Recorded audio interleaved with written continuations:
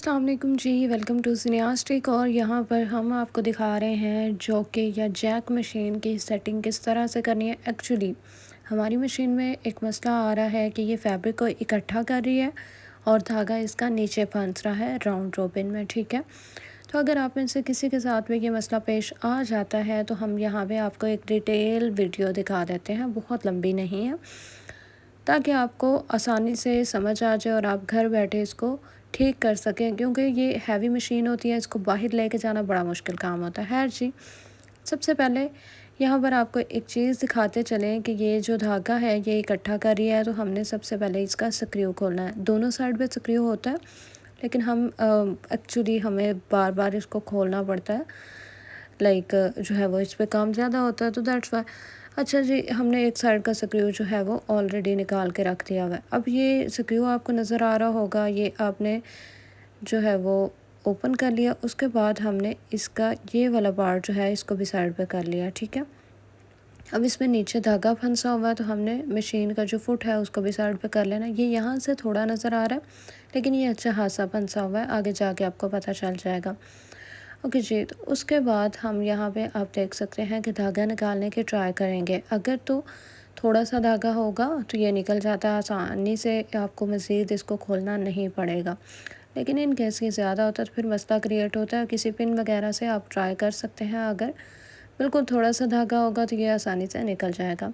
खैर जी, ये बिल्कुल नहीं निकल रहा और ये फंस चुका है, क्योंकि मैंने इसके साथ लिया था पंगा। और टेलर खैर नाराज़ नहीं हुई मेरे से। और यहाँ पर इसके ये वाला पार्ट भी निकाल देंगे, ठीक है।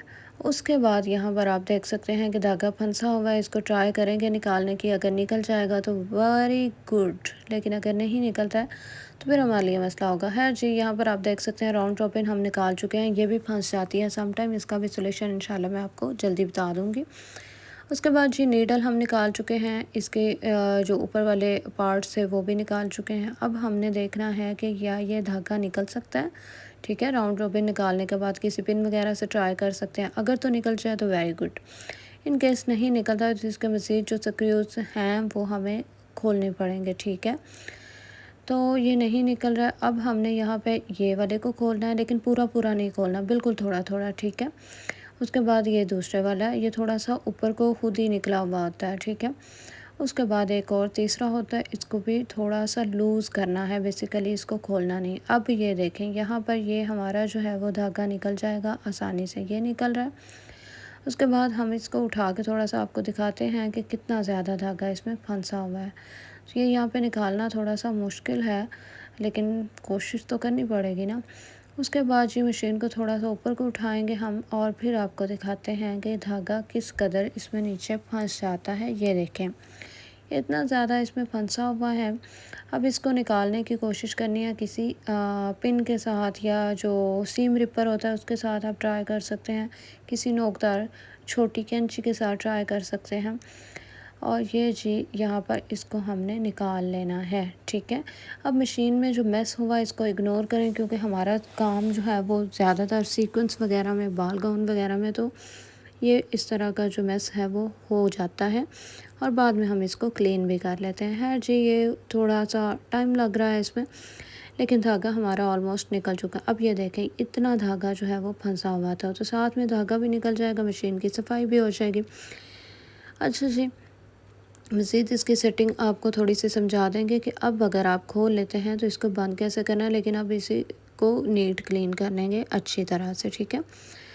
तो अब इसकी थोड़ी सी सफाई करते हैं। सफाई करने के बाद जो है वो आपको बताएंगे। और एक और चीज़ यहाँ पे आपको बताते चलें कि आपने कोई भी पिन निकालनी है या कुछ भी निकालना है, आपने ना इसके ऑयल में खुद हाथ डालना है और ना ही इसकी सफाई में कभी भी हाथ का इस्तेमाल करना है, क्योंकि मशीन की पिन जब टूटती है, जो सुई है जब टूटती है, नीडल टूटती है, तो उसमें मसला ये होता है कोई छोटे छोटे से समटाइम पीसेस जो हैं वो हमें नज़र नहीं आ रहे होते, या नज़र आ भी रहे होते हैं तो जब काम के दौरान इसको इग्नोर कर दिया जाता है तो वो आपके हाथ में लग सकते हैं। और ये नोकदार चीज़ जो होती है वो जब लगती है तो उसका दर्द ज़्यादा होता है। है जी, इसकी हम जल्दी जल्दी से सफाई कर लेते हैं। ये देखें, यहाँ पे क्या क्या पिन्स और धागे और पता नहीं क्या क्या मतलब इसमें नीचे जो है वो गिरा हुआ है ऑयल में। अब वो इस ऑयल की जो है वो जब भी मशीन की ट्यूनिंग होती है तो फिर वो सफाई हो जाती है। अच्छा जी, अब थोड़ा-सा मज़ीद जो है वो इस साइड पे भी जो कचरा है, जो सीक्वेंस वगैरह है उसको भी क्लीन कर लेंगे। ये भी ब्रश के साथ करना है। आपके पास अगर ब्रश नहीं है तो आप टूथब्रश का इस्तेमाल कर सकते हैं या कोई पुराना मेकअप ब्रश इस्तेमाल कर सकते हैं, ठीक है। तो ये इसको निकाल लेना है, हाथ का इस्तेमाल नहीं करना है बिल्कुल, ओके। तो अपना ख्याल पहले रखें, ठीक है। ये चीज़ें जो हैं ये सेट होती रहती हैं। अब ये यहाँ पे हमने नीचे देखना है कि जो लाइक धागे वगैरह थे वो भी इजीली क्लीन कर लें, क्योंकि अभी तो ये खुली पड़ी है ना। अब ये इसको जी अच्छे से साफ़ सुथरा करने के बाद हमने इसके जो बाकी पार्ट्स हैं उनको अटैच करना है, और ये यहाँ पे जो मेन स्टेप है वो ये वाला है, ठीक है। तो अब हम इसको अच्छे से इसका जो ऑयल है एक्स्ट्रा वो साफ़ कर देंगे किसी भी फैब्रिक के साथ, और उसके बाद जो है वो इसकी सेटिंग थोड़ी सी आपको समझा देते हैं। अब सबसे पहले हमने इसमें नीडल अटैच करनी है, ठीक है। सुई जो है वो लगानी है। सुई के बाद हमें पता चलेगा कि हमारी सेटिंग सही हो रही है या गलत हो रही है, ठीक है। तो सबसे पहले हमने सुई अटैच कर दी। अब सुई डालने का तरीका मैंने दोनों मशीन्स का बताया हुआ है, सिंपल का भी, जैक का भी, जॉकी का भी। जिसको समझ नहीं आई वो दोबारा पूछ सकता है, और या सच कोई प्रॉब्लम नहीं है। हमें बहुत सारे लोग जो दोबारा चीज़ पूछते हैं हम उस पर या तो वीडियो बना देते हैं या फिर उनको व्हाट्सएप पे समझा देते हैं। नंबर हमने वैसे बायो में मेंशन किया हुआ है। खैर जी, अब ये धागा भी हमने अपना अरेंज कर लिया है। अब इसकी सेटिंग किस तरह से करनी है ये एक मेन स्टेप है, ठीक है। तो इसको क्लोजली बहुत ध्यान से आपने समझ लेना, नहीं तो आपकी सुई टूट जाएगी, नीडल टूट जाएगी और सेटिंग जो है वो ख़राब ही रहेगी। अब ये आपने अपनी फिंगर और थंब से इसको पकड़ना है, थोड़ा सा खींचना है और यहाँ तक लेके आना है कि आपकी नीडल जो है वो अंदर चली जाए, यानी नीडल जो है वो इसके मेटल के साथ टच नहीं होनी चाहिए। लगेगी तो ज़ाहिर सी बात है आपका थ्रेड जो है वो ख़राब हो जाएगा और आप जो है वो स्टिचिंग नहीं कर सकेंगे। अब ये ठीक है, देखते जाएं। यहाँ पर आपने इसको थोड़ा सा खींचना है और नीडल को नीचे करके देखना है कि क्या आपकी जो नीडल है वो जब नीचे जाती है तो किसी चीज़ के साथ लग तो नहीं रही। यहाँ पे ये वाली चीज़ आपको मेन पॉइंट ये वाला है कि आपने इसको खींच के साथ में अटैच करना है, ठीक है। इसको दंदाल कहते हैं नॉर्मल जो स्टिचिंग वाले उनकी लैंग्वेज में। अब इसका एक्चुअली इस पार्ट का नाम क्या मुझे नहीं एग्जैक्टली पता, सॉरी फॉर दैट। यहाँ पर आके आपने इसको थोड़ा सा खींचना है, ठीक है। जब आपकी मशीन नीचे नीडल नीचे जा रही होगी तो इट मीन्स आपकी सेटिंग वहाँ पर ओके है, और उसके बाद उसके स्क्रू आपने टाइट कर लेने हैं।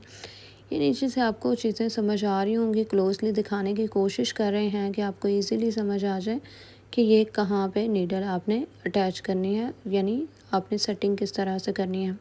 तो क्लोजली दिखा रहे हैं, आपको होप्स हो अच्छे से समझ आ गई होगी। अब हमने इसके स्क्रू जो हैं वो इनको कर देना है टाइट, जिनको थोड़ा थोड़ा सा लूज़ किया था। इनको टाइट करने के बाद 3 स्क्रू थे जो इनको टाइट कर लेंगे। उसके बाद हमने यहाँ पर इसके बाकी पार्ट्स जो अलग अलग किए थे उनको भी ऊपर अटैच कर देना है। ये जो नॉर्मल स्टिचिंग मशीन होती है उससे थोड़ा सा डिफरेंट काम है, उसमें भी इतना मुश्किल काम नहीं होता, लेकिन ये थोड़ा सा डिफरेंट है। हर जी इसका भी स्क्रू टाइट करेंगे और इसका भी ये जो पार्ट है इसका भी हम साथ में इसको भी अटैच कर देंगे। ये जी हमारी टेलर देख किसी और साइड पे रही थी, बातें किसी और साइड से कर रही थी, यानी किसी और टेलर से बातें कर रही थी और ध्यान इनका इधर था। तो इसलिए फिर जानी सी बात है, जब इंसान का ध्यान नहीं होता है तो यही होता है। या फिर इनको हानिया आमिर के व्लॉग्स अच्छे लगते हैं तो बस वही देखती रहती हैं, क्योंकि इनका कहना है कि मैं काम तभी अच्छा कर सकती हूँ, तभी फ़ोकस के साथ कर सकती हूँ जब मैं व्लॉग्स देखूँगी, और वो भी हानिया के। खैर ये जी उनकी फ़ैन है। अब इसके सारे के सारे स्क्रूज जो हैं वो हम टाइट करेंगे और उसके बाद आपको थ्रेड जो है वो मशीन जो है वो चला के दिखाएंगे कि हमारा धागा अब ठीक है या नहीं ठीक, ठीक है। तो अब हम धागा डालेंगे। धागा डालना नॉर्मल स्टिचिंग मशीन में तो बहुत आसान है, इसमें भी ज़रा सा जो है वो ट्रिकी सा है, वैसे आसान ही है, मुश्किल नहीं है। अब ये आप यहाँ पर देख सकते हैं, यहाँ पर स्टार्ट में इसने धागा थोड़ा सा इकट्ठा किया, तो अब हम इसको चला के देखेंगे क्या ये अब भी इकट्ठा कर रही है? तो नहीं जी, ये बिल्कुल ठीक हो चुकी है। होप सो आपको समझ आ गई होगी, नहीं आई तो पूछ लीजिएगा।